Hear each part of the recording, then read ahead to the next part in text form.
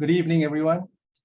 Welcome to the second in the series of the college-run webinars on the care protocols.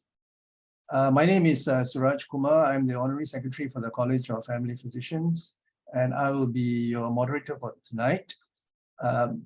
Today will be the topic on cancer screening, and my colleague from the Council, Dr. Rose Falk, will be running this session.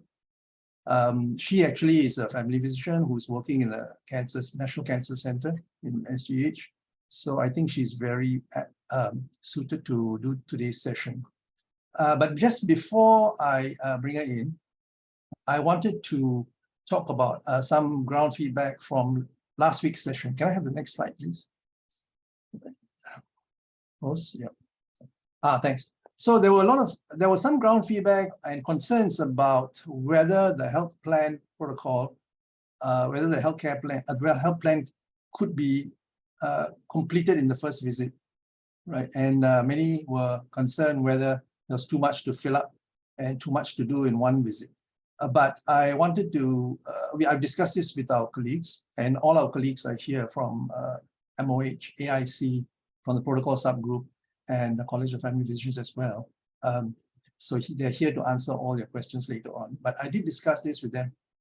And to clarify any doubt, the healthcare plan is actually a dynamic plan, and you need not fill up all the fields in one visit, even though it is desirable that you fill up as much as you can.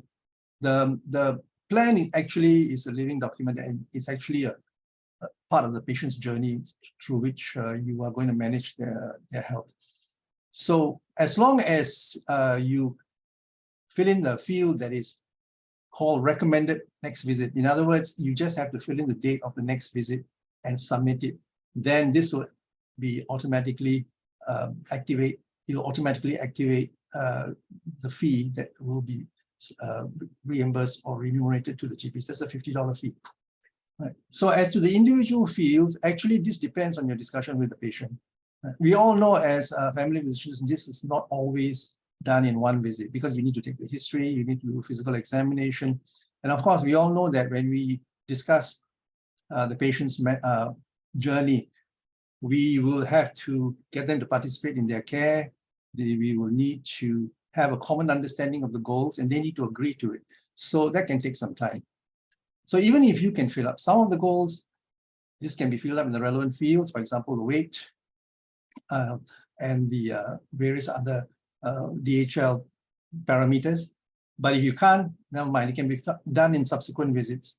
For example, smoking. Sometimes we all know that you just can't put in a quick date. Patients are not ready to stop smoking. So actually you can leave it blank first. Subsequently, if you do discuss with the patient and agree on a plan to stop smoking, and then you can fit in a date. But even that date can change with time in subsequent visits. So not to worry. As long as the healthcare plan is submitted with a follow-up date, I think that would suffice to get the remuneration of $50. And then subsequently, on several visits, you can fill in the goals according to your discussion with the patient. And this can change. And it's easier with patients that are already your existing patients because you would be more familiar. They will be more familiar in the discussions with you. Maybe the next slide. Right, so the claim will be automatic. There's no need to submit a claim separately, right? And this will be fully subsidized by MOH, as this was explained last week. Right? So I just wanted to highlight this particular point because this was raised in some of the ground feedback that we received from some of the GPs. Right? Nevertheless, if there are any other questions, we can answer them today, but hopefully most of the questions today will focus on cancer screening. Okay, so now I'll pass the floor to Dr. Rose Falk. Rose, take over. Thank you very much. Hi, good evening, everyone. Thank you for the opportunity to share on the cancer screening. So to start with, these care protocols can be accessed directly from the College of Family Physicians website under Healthier SG Care Protocols, whereby you can click and it will bring you directly to these Healthier SG protocols. It can also be accessed from the URL, and on clicking the cancer screening, these 6 sections will come out. For today's section, we will cover the clinical approach, the management, the data submission, and financing.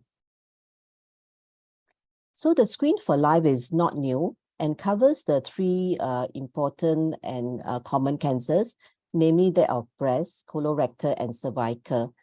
So the screening method that will be covered under Screen for Life is will cover those that are clinically and cost-effective and will focus on Category 1 recommendations. And the eligible population are those who are asymptomatic with average risk. For the population with increased and high risk, I will elaborate further. So enrolled GPs, the HSG GP should proactively check if the enrolled patients, if the screening is done, and if not, to encourage them to do so. The GPs can conduct the screening themselves, and they should request the patient to share the result if the test is done in private.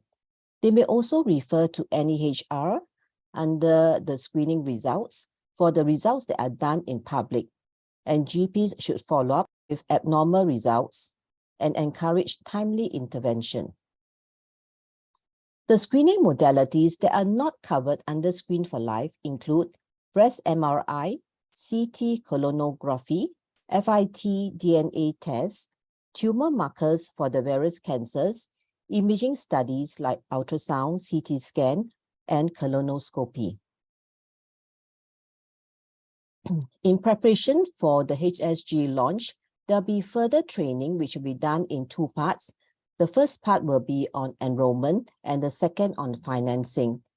And the details for participation will be made known at a later date. So today we'll mainly focus on the clinical parts. Let me start with breast cancer screening under SLF. The eligible population are those who are asymptomatic from 50 to 69-year-old, and the method is with an annual mammogram starting from 50 years old. For women who are aged 40 to 49 and more than 69 years old, a discussion on the risks and benefits of breast cancer screening should be conducted as part of the health plan, and the recommendation made for the individual patient to proceed or not to proceed with mammography based on this discussion. So some of those discussions should include like false positive, especially for younger women in which they may have denser breasts, and this false positive can result in increased interventions as well as biopsies. However, if the patients still would like to have the screening, Screen for Life actually covers for this, and for age 40 to 49, it can be done annually, and for more than 69, it can be done every 2 years. This chart shows breast cancer screening for the high risk and other special populations. So for the high risk are patients which are those like receive radiation to the chest, like Hodgkin's disease, in which they have a higher incidence of breast cancers, and also for those with gene mutations. So for this group and this second group who are suspected to have hereditary breast and ovarian cancers, namely in patients who have cancers who are very young, like less than 40 years old, or with unusual cancers like male breast cancer, epithelial ovarian cancer, unusual histology like triple negative, which are associated with BRCA mutations, or patients with multiple family history of cancers. This calls for suspicion for hereditary cancers, and they should be referred to the breast clinic for further workup. However, there is a group of patients that GP can offer annual mammogram and can be claimed under the Screen for Life. And this group of patients are those who have a history of breast cancer or pre-malignant many years ago, who are in remission and who are actually discharged from the specialist. They should bring a letter of discharge to the GPs, and with that, the GPs can go on to do annual mammogram with Screen for Life, under Screen for Life. So the workflow for the screening is for the HSG GPs to issue a referral form, which I'll show in the next slide. And the reason is that with the complete referral form, it ensures that the patient receive both the Screen for Life and the HSG subsidies and facilitate the flow of the screening results back to the referring GP for appropriate follow-up with the patient. This is the referral form, which has a request for the screening mammography. There is an eligibility criteria which you can go through with the patients. they need to be Singaporean, permanent resident, 40 years and above, who have not had a mammogram in the past 12 or 24 months, who have not been breastfeeding for the past 6 months, and who do not have symptoms like a breast lump or blood-stained nipple discharge. The screening centers are located in the various polyclinics, as well as the Health Promotion Board and the Singapore Cancer Society. For normal results, GPs are encouraged to follow up with a face-to-face or teleconsult to close the screening episode and to advise them on the next screening cycle. For patients with abnormal results, the screening result letter will inform the patient about the participating assessment center that they should make an appointment within 2 weeks, and GPs are encouraged to provide patients with appropriate counseling and encourage them to book and attend the follow-up. However, if no appointment has been made in the 2 weeks, the assessment center will send a reminder to the patient, and if no further follow-up is recorded after 2 months, the Health Promotion Board will telephone the patient as a final reminder. We know that there's a lot of details here, so there'll be a summary table at the end of the presentation. Next, I'll go on to cervical cancer screening. So this covers eligible population with any female who ever had sexual intercourse. The method for the younger patients from 25 to 29 will be a pap smear, and the frequency is every 3 years. For the older population, 30 to 69, the screening method is a HPV DNA test and to be conducted every 5 years. This is a table which shows special populations, and for those patients who have a total hysterectomy, the screening modalities are not covered under Screen for Life. However, there is a certain group of population which have immunocompromised women. If these patients come to the GPs, they can be offered screening under Screen for Life. However, the recommended screening, like for the younger population, is actual annually, but the Screen for Life only covers 1 in 3 years. So that means for 2 of the 3 years, the patient may need to pay out of pocket. And the same goes for the HPV DNA. The frequency for such immunocompromised patient is every 3 years, but SLF only covers every 5 years. For the workflow, for subsidized pap smear or HPV DNAs, they are available at all the CHAS GP. However, we do know that there are certain patients who prefer the screening to be done by a female healthcare professional, and thus the GP can arrange for the patient to be referred to another female CHAS GP, and this referral letter will be needed. So in such circumstances, the enrolled GP will issue a referral letter to ensure that the patient receive the Screen for Life as well as the Healthier SG subsidies. GPs are encouraged not to refer to polyclinics as the patient will not be eligible for the fully subsidized cervical cancer screening there. And after the patient has been screened, the labs will be sent back to the screening results to the GP within 7 calendar days. If the patient was referred by his enrolling GP to another CHAS GP for screening, the results will be mailed to the swabbing GP. For normal results, patients are encouraged to follow up face-to-face or teleconsult to close the screening. If the patient was referred to another GP, the onus is on the swabbing GP to follow up with the patient. Referring GPs can access the results on NEHR or checking in with the swabbing GP to facilitate health planning for their enrolled patients. For abnormal results, the timeline for conducting the repeat screening follow-up is indicated in the next slide. And if the patient was referred to another GP for screening, the onus is on the swabbing GP to follow up with the patient for abnormal results, including making a referral to participating Screen for Life cervical cancer assessment centers. And GPs should remind patients to make their own appointment with the assessment center.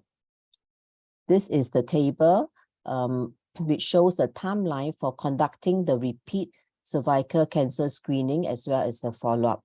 So Screen for Life will cover up to 2 repeat pap smear and up to 1 HPV test. And this should be conducted no later than 12 months after the initial screening visit date. And for the second repeat, if indicated, again, it needs to be conducted no later than 12 months after the first repeat. And the follow-up will be no later than 6 months after the last screening visit for the patient to come back to the GP. So in the website, there's also a table 4, which is very useful, which tells us, guides us how to manage abnormal cervical cytology, unsatisfactory cytology, as well as other kinds of HPV results that may come up by clicking on these blue buttons. Subsidized referral to assessment center will apply for Singapore citizens, including non-CHAS, non-PG, non-MG, who are eligible for screening and follow-up under the Screen for Life. It is also applicable for those who are found to have abnormal PEP as well as HPV tests under Screen for Life, and for those with clinically suspicious looking cervix, regardless of result. A SOC referral form is needed, and GPs may use this referral form to make subsidized referrals to the assessment center. And the referral form can be found in the HSG CMS, and GPs should take Screen for Life under the item named, is this referral related to CHAS, Screen for Life, VCDSS visit, and the actual subsidy status will be determined by prevailing Screen for Life eligibility. And the patients should bring the completed referral form, the relevant results, as well as their NRIC for their appointment. The last cancer is colorectal cancer screening, and the eligible population will include these two. They must be asymptomatic, and for those with a family who do not have a family history, as well as those who have a family history but who are confined to non-first degree relative or relative older than 60 years old. So for both these groups, they can be offered FIT, which can be done annually starting from 50 years old. This will be covered by Screen for Life. These two groups can also be offered colonoscopy, but these are not covered under Screen for Life. Colonoscopy can be done every 5 to 10 years, starting from 50 years old. This chart shows the patients who have increased risk, but these are not covered under Screen for Life. So we can see for these patients, they are those with, again, with a history of first degree relative who are less than 60, or 2 or more of first degree relative with cancers. So this all these groups of increased and high risk, they all need scopes, either sigmoidoscopy or colonoscopy, and thus they're not covered by Screen for Life. If the results of the FIT is normal, the distribution, let me first start. The FIT kits for GPs can be ordered from the HPV vendor for distribution in the clinics. And for GPs who use these kits, the result will be mailed back to the clinic within 2 weeks. However, if the GPs was informed that the patients have done the FIT kit that were distributed by the Singapore Cancer Society, like those that are available at pharmacies, like the Guardian, Watson, and the SCS clinic, the FIT results will be mailed back to the patients, and this will be updated in the NEHR. Thus, the GP will need to check the NEHR or request for a copy of results from the patient. So for abnormal FIT tests, for GPs who are using the FIT kits issued by the Health Promotion Board, the results will be sent back to the clinic within 2 weeks. For those who use the Singapore Cancer Society FIT kits, they will receive the results by mail, and GPs can view the results in NEHR. Regardless of the source of the kits, the HPB program coordinators will contact the patients with abnormal results directly to schedule the follow-up appointment at the assessment centers for the colorectal cancer assessment. So thus GPs should not make appointment to the assessment centers regardless of CHAS, PG, or MG status. But GPs can provide patients with the appropriate counseling and encourage the patients to follow up with the appointment. This is a summary chart which we shared with GPs. So the main difference between the screening for breast is that a referral is strongly encouraged, but not is not mandatory to be given to patients. But if the referral is can be retrieved from this website, and patients who have their screening test done privately, HSG clinics can update their patient results via the CMS. So the main difference between the three screening is that for cervical cancer screening, a referral is mandatory, and the referral form can also be found in this link.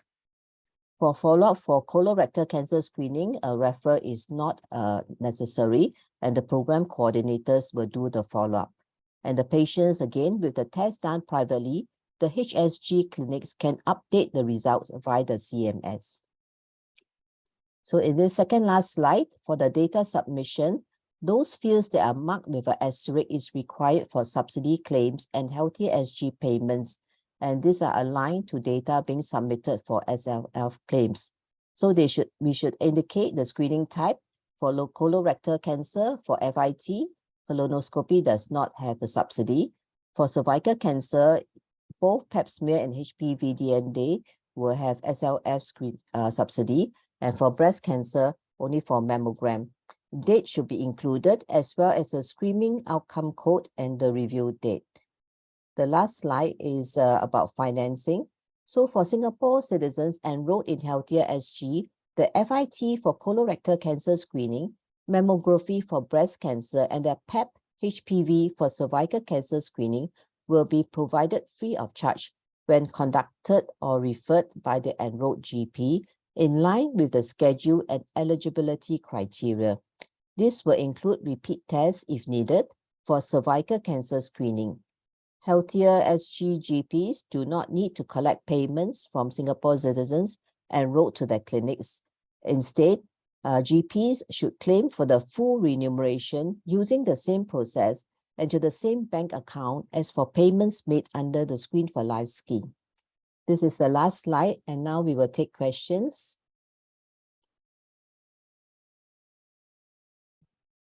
Thank you, Rose. I think the questions have been coming through on the